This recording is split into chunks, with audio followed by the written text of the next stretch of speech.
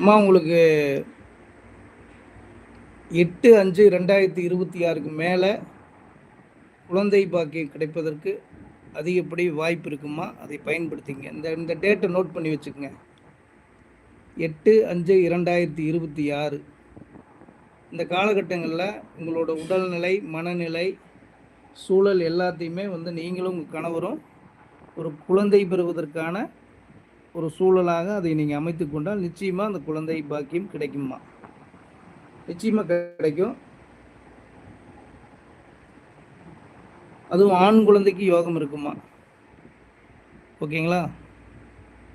இது தாயுடைய மாசாணியோட உத்தரவில் வரக்கூடிய வாக்கு தான். இப்படி ஒரு நல்ல விஷயம் நடந்துச்சுன்னா தொடர்பு கொண்டு தாய்க்கு ஒரு நன்றி ஒன்று சொல்லுங்கள். நன்றி, வணக்கம்மா.